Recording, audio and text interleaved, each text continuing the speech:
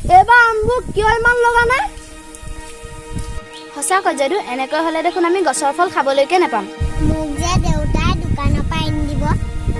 তোৰ কথা বেলেগ, তোৰ দেউতাই কিনি আনি দিব, আমাক দেউতাই কিনি আনি দিব নোৱাৰে।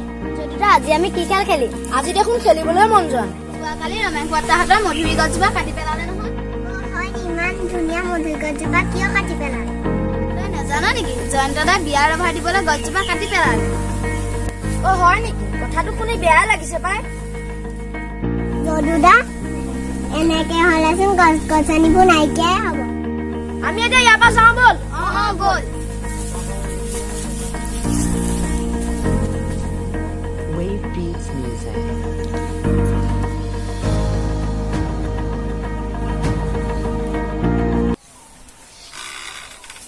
ঐ তহঁতি কলৈ যাওঁ? খেলিবলৈ যাওঁ, তইও আমাৰ লগত বৈ।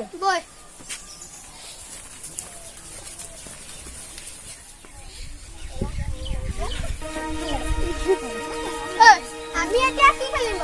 আমি চোৱাচিকে খেলোৱা, এই আমাক চুব।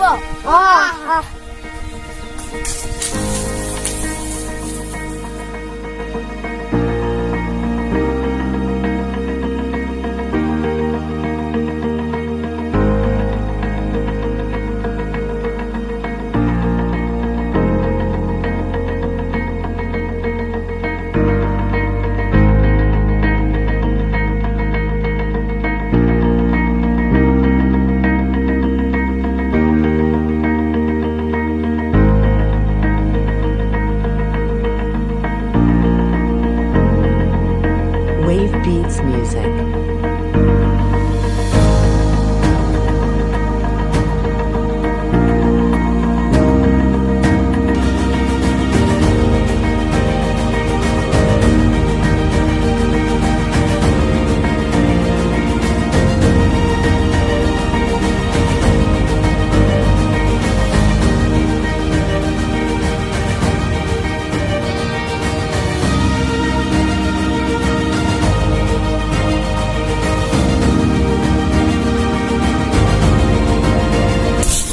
ভাগৰ লাগিছে, অলপ ফুৰিলে।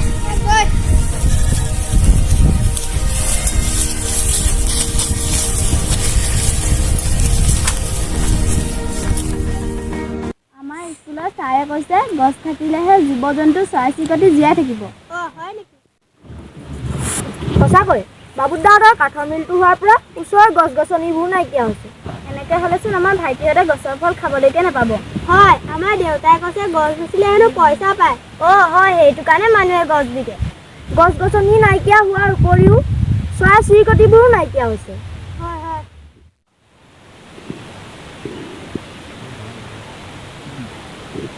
বাস্তৱদাহঁত আহিছে।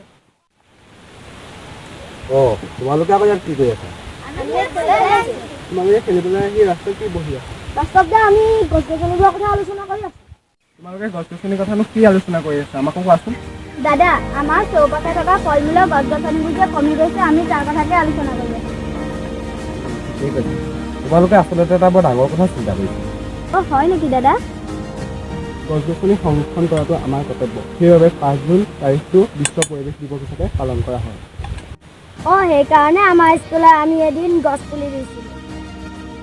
ঠিকেই কৈছা তোমালোকে। সেই দিনটোতে প্ৰতিটো অনুষ্ঠানতে একোটাকৈ গছপুলি ৰোপণ কৰা হয়। তাৰোপৰি আমি আমাৰ জন্মদিনত প্ৰত্যেকে এটাকৈ গছপুলি ৰোপণ কৰিব লাগে। তাৰোপৰি আমি গছ গছনিৰ পৰা আমি ফল মূল খাদ্য আদি পাওঁ, আৰু সেইবাবে আমি গছ গছনি ৰুব লাগে, আৰু তাৰ পৰা অক্সিজেন কাৰ্বন ডাই অক্সাইড আমি আহৰণ কৰোঁ, আৰু জীৱ জন্তু জীয়াই থকাত আমাক অক্সিজেন কাৰ্বন ডাই অক্সাইড প্ৰয়োজন। সেইবাবে আমি গছ গছনি ৰুব লাগে। তোমালোকে জানানে, উদ্ভিদ আৰু প্ৰাণী পৰস্পৰৰ ওপৰত নিৰ্ভৰশীল, কাৰণ আমি এৰি দিয়া কাৰ্বন ডাই অক্সাইড গেছ উদ্ভিদে গ্ৰহণ কৰে, আৰু উদ্ভিদে এৰি দিয়া অক্সিজেন গেছ আমি গ্ৰহণ কৰোঁ। হয় বাস্তৱদা, আমাৰ বিজ্ঞান ক্লাছত ছাৰে উদ্ভিদ আৰু প্ৰাণীৰ বিষয়ে এনেকৈয়ে কৈছিলে। ঠিক আছে, তোমালোকে বুজি পাইছা নহয় যে গছ গছনিৰ ফলতহে আমি জীয়াই থাকিব পাৰোঁ। লগতে আমি গছ ডাঙৰ হ'লে ফল আৰু ফুলো পাওঁ, আৰু গৰম দিনত জিৰাবৰ কাৰণে আমি গছৰ ছাঁও পাওঁ। কথাটো বুজিছা নহয় সকলোৱে? আমি বুজিছোঁ। এতিয়া তোমালোকে খেলা, কাইলৈ 9 বজাত তোমালোক ওলাই আহিবা, আমি তোমালোকক গছপুলি আনি দিম।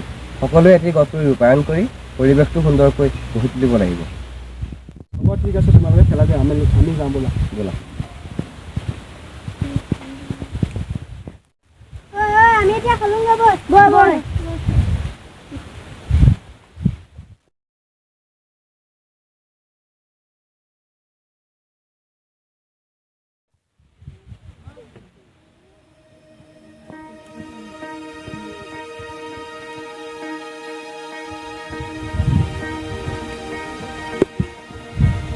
তোমালোক আহি পালা ব'লা আমি নতুন এটা গছ পুলি ৰোপণ ব'লা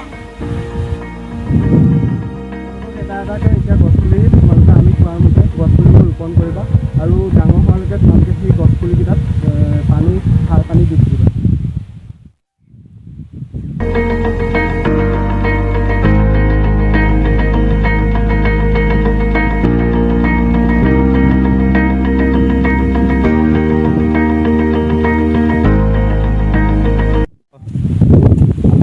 মই দেখুৱাই দিয়াৰ দৰে তোমালোকে গছ পুলি ৰোপণ কৰিবা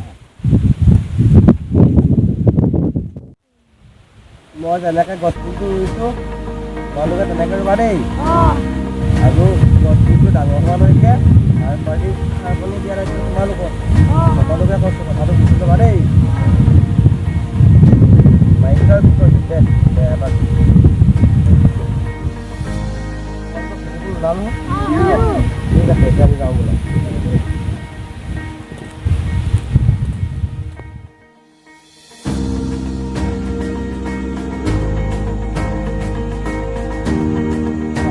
এতিয়াৰে পৰা আমি আমাৰ পৰিৱেশটোৰ ওপৰত গুৰুত্ব ৰাখি সকলো উৎসৱ পাৰ্বণতে একোটাকৈ গছ পুলি ৰোৱাৰ সংকল্প লওঁ আহক আমি সকলোৱে আগন্তুক ৰঙালী বিহুত একোটাকৈ গছ পুলি ৰোপণ কৰি পৰিৱেশটো সুন্দৰকৈ জীয়াই ৰাখোঁ